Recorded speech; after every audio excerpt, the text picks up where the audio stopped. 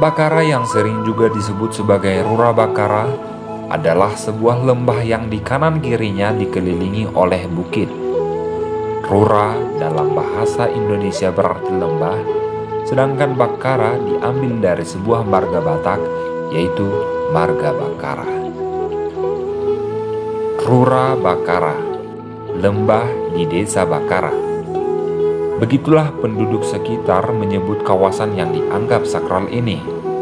Terletak di Kabupaten Humbang Hasundutan, Kecamatan Bakti Raja, Sumatera Utara, Lembah Bakara adalah sebuah pemukiman lembah datar yang luas di pinggiran Danau Toba. Inilah surga dunia untuk menikmati Danau Toba dari sisi lain.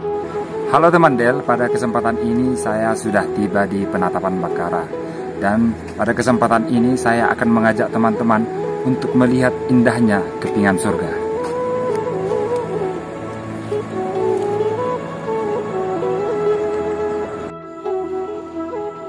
Dari tempat ini, kalian bisa menikmati indahnya hamparan persawahan, barisan perbukitan hijau dengan pesona Danau Toba di ujungnya, yang semakin menambah syahdu betapa besarnya ciptaan Yang Maha Kuasa.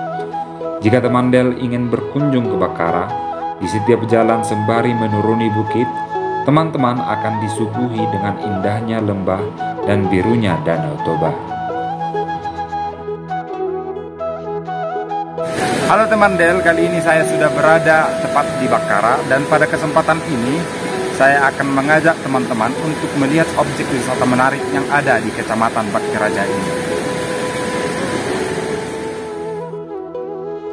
Lokasi Lembah Bakara dari pusat kota Medan sekitar 290 km, dengan jarak tempuh kurang lebih 7 jam perjalanan.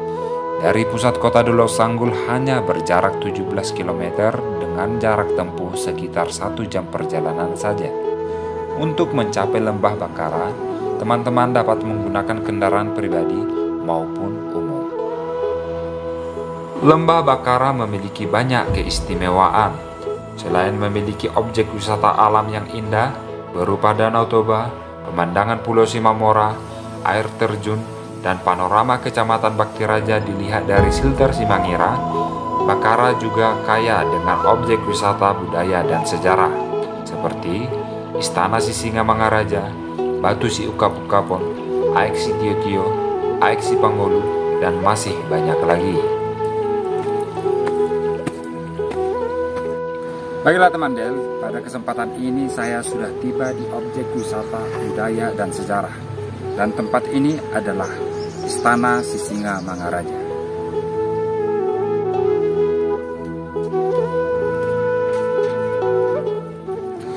Teman-teman Del, apabila kawan-kawan datang berkunjung ke tempat ini, maka teman-teman harus menjaga etika yang baik dan tidak lupa harus menjaga kebersihan dengan cara membuka alas kaki.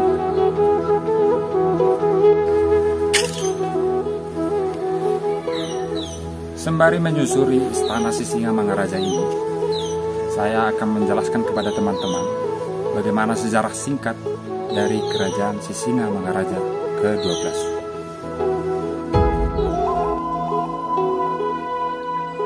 Raja Sisinga Mangaraja ke-12 adalah seorang raja yang sangat pemberani dan menolak tunduk pada pemerintahan kolonial Belanda.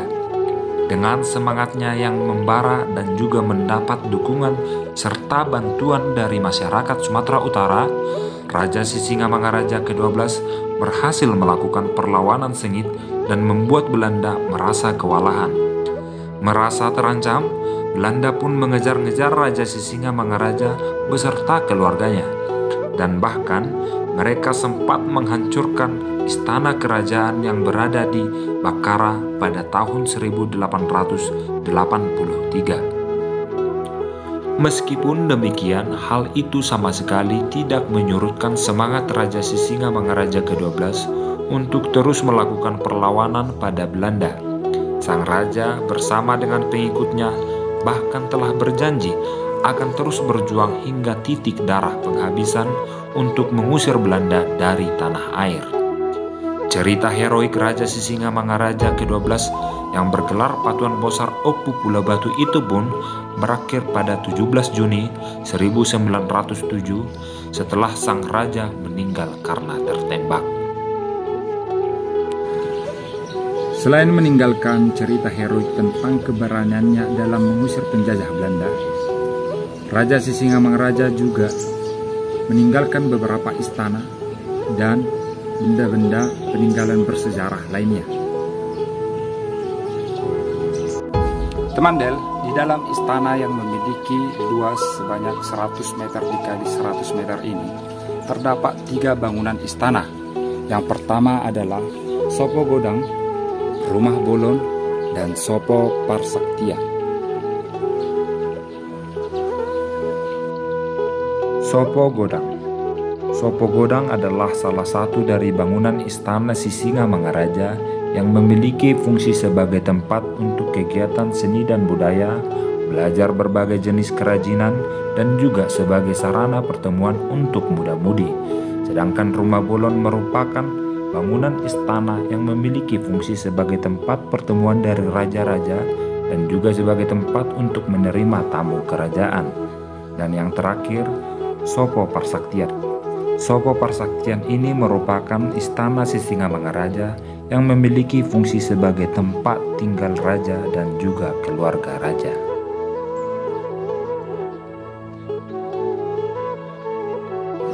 Baiklah teman-teman Del, itu dia penjelasan singkat dari Istana Sisingamangaraja. Nah, tepat di depan daripada Istana Sisingamangaraja ini terdapat 2 buah makam. Nah, makam yang ada di belakang saya ini merupakan makam dari Sisingamangaraja yang ke-11, dan yang ada di sana merupakan makam dari Sisingamangaraja ke-10.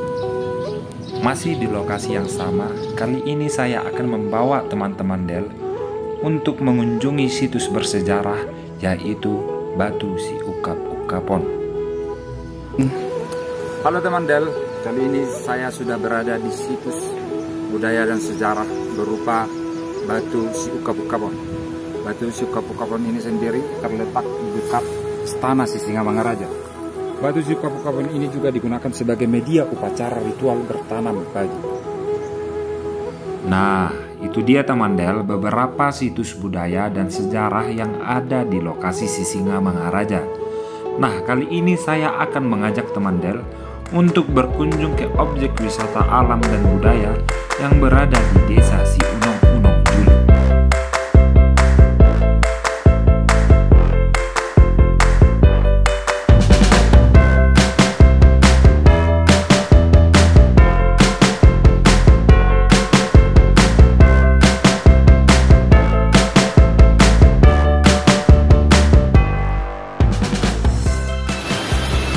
Halo teman Del, tahukah kalian bahwa tempat ini merupakan tempat favorit dari Belanda pada masa kolonial?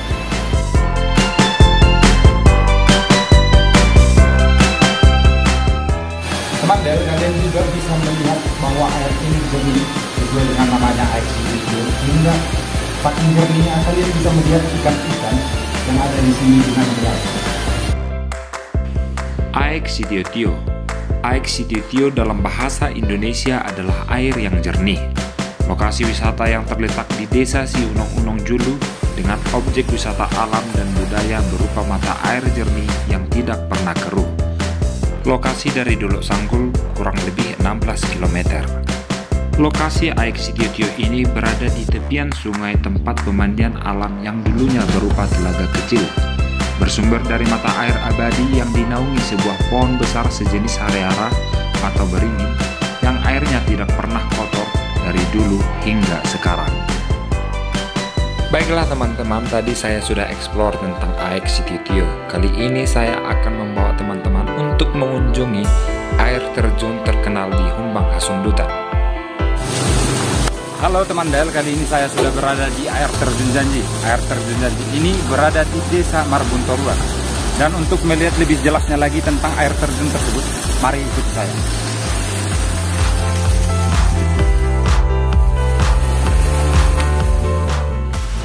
Oh ya teman-teman, di tempat ini juga terdapat pemandian untuk laki-laki dan untuk perempuan. Jadi bagi kawan-kawan yang ingin datang ke sini untuk berendam atau mandi, silahkan ya. Untuk masalah tiket masuk, kalian nggak perlu khawatir sebab di tempat ini gratis. Air terjun Janji berada di Kecamatan Bakti Raja, Kabupaten Humbang Hasundutan. Air terjun ini berada tepat di tepi Danau Toba. Air terlihat terjun bebas dari puncak perbukitan yang menghempas bebatuan di bawahnya. Lalu airnya mengalir dengan tenang menuju Danau Toba.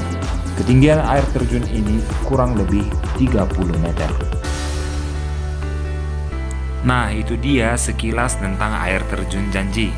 Nah, kali ini saya akan mengajak teman Del untuk melihat objek wisata yang bersejarah di Desa Simangolape. Kali ini saya sudah berada di Desa Simangolape dengan objek wisatanya AX Sipangolu. Nah, untuk melihat AX Sipangolu ini lebih jelas, mari ikuti saya. Halo teman Del, kali ini saya sudah berada di AX Sipangolu. Nah, AX Sipangolu ini diyakini masyarakat bahwa dengan berdoa sebelum meminum ataupun mencuci muka ataupun dengan melakukan ritual bersih, maka penyakit yang dialami oleh pengunjung akan sembuh.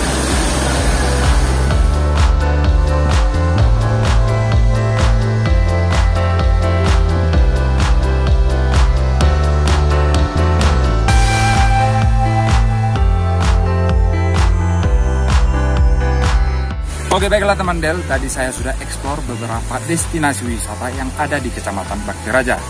Nah, untuk kawan-kawan dimanapun kalian berada, silahkan berkunjung ke kecamatan ini. Nah, pada kesempatan ini, saya Hengki Manulang pamit dan undur diri. Nah, jika ada kesalahan kata ataupun kesalahan penyampaian informasi, mohon dimaafkan. Sampai berjumpa di vlog saya selanjutnya.